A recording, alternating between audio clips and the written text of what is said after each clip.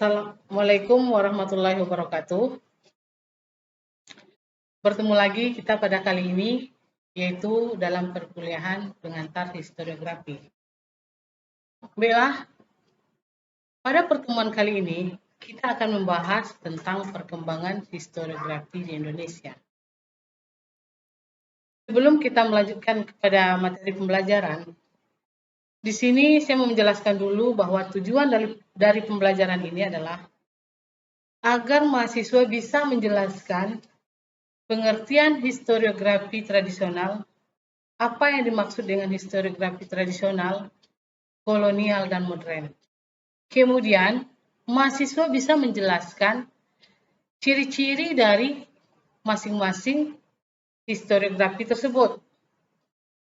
Kemudian bisa menganalisis dan pada akhirnya nanti mahasiswa dapat menyajikan hasil analisisnya dalam bentuk tulisan berupa klasifikasi jenis historiografi berdasarkan ciri pembeda antara historiografi tradisional, kolonial, dan modern.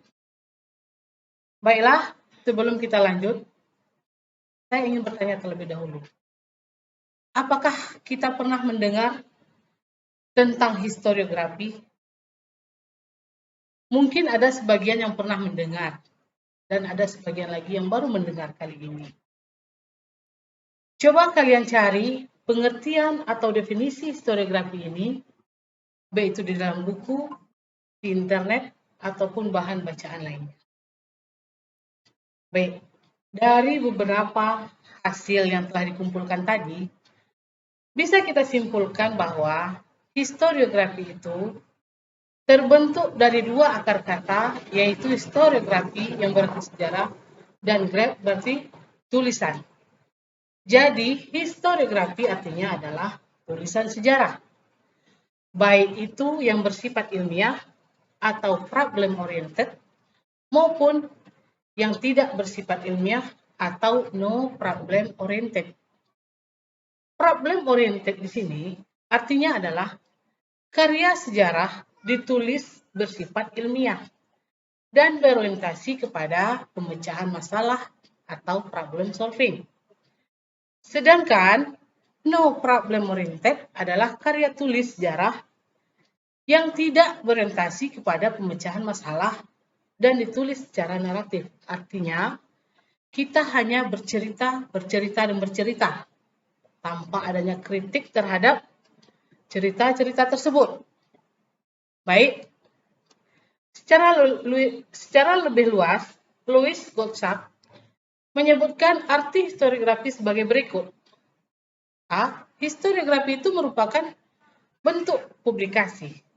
Kemudian, historiografi merupakan sebagai hasil karya, baik berupa tulisan maupun bacaan. Historiografi merupakan proses penulisan sejarah. Dalam metode sejarah, historiografi ini merupakan langkah keempat dalam metode penulisan sejarah, di mana pada langkah 1, 2, dan 3 adalah heuristik, kritik sumber, interpretasi, barulah yang keempat adalah historiografi. Kemudian historiografi merupakan kerja keilmuan di bidang sejarah. Sekarang, coba cari, boleh lihat di internet, buku atau bahan bacaan, mengenai bagaimana perkembangan historiografi di Indonesia. Kemudian nanti buatlah semacam laporan singkat, yaitu mengenai perkembangan historiografi di Indonesia. Baik, dari beberapa tugas yang sudah dikumpulkan tadi oleh beberapa kelompok, yang mana tadi kita membagi kepada 3 kelompok sesuai dengan perkembangan historiografi. Bahwa tadi ada kelompok historiografi tradisional, historiografi kolonial, dan historiografi modern. Dalam historiografi tradisional, penulisan sejarah lebih merupakan ekspresi budaya daripada usaha merekam masa lampau seperti apa adanya. Dari tugas yang telah dikumpulkan tadi, dapat kita simpulkan, Historiografi tradisional merupakan penulisan sejarah yang berasal dari masa tradisional, yakni masa kerajaan kuno, seperti pada masa Majapahit, Sriwijaya, dan lain. Sifat historiografi tradisional adalah sebagai berikut, atau ini lebih bisa kita maksud adalah ciri-cirinya. Dia bersifat religius sentris atau istana sentris, di mana pada masa penulisan historiografi tradisional, orang banyak menulis cerita-cerita yang berkaitan dengan magic, kemudian tentang kerajaan, menceritakan tentang raja, silsilah raja, yang mana menceritakan bahwa ada orang-orang tertentu yang memiliki kekuatan gaib atau karisma. Kemudian, yang kedua adalah historiografi kolonial. Historiografi kolonial merupakan penulisan sejarah yang membahas masalah penjajahan. Sifat pokok historiografi kolonial adalah Eropa sentris atau Belanda sentris, di mana penulisan sejarah pada masa kolonial ini dia lebih cenderung mengagung-agungkan, mengeluk-elukan, atau lebih menyanjung-nyanjung kepada pemerintahan kolonial. Dan juga menceritakan tentang bagaimana aktivitas rakyat tanah jajahan atau rakyat Indonesia yang dikesampingkan sama sekali.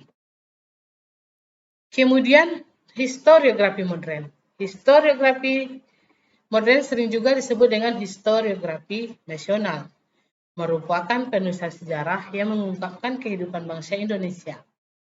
Sifat historiografi nasional ini yaitu Indonesia sentris. Ini merupakan kebalikan dari historiografi kolonial, di mana pada masa kolonial cerita tentang rakyat itu dikesampingkan, tetapi pada masa historiografi modern ini lebih cenderung kepada penulisan tentang kondisi Indonesia sesuai dengan cara pandang bangsa Indonesia, mengandung karakter atau pembangunan karakter bangsa, disusun oleh orang-orang Indonesia sendiri. Sekarang, kita perhatikan 3 gambar berikut ini. Berdasarkan perkembangan historiografi Indonesia, manakah yang termasuk historiografi tradisional, kolonial, dan modern? Berdasarkan gambar ini. Silakan. Oke.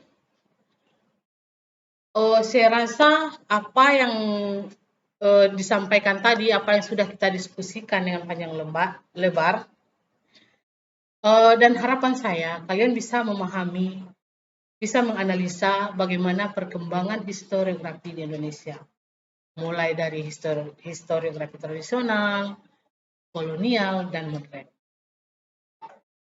Sekarang, sebelum kita akhiri pembelajaran hari ini, coba perhatikan gambar berikut.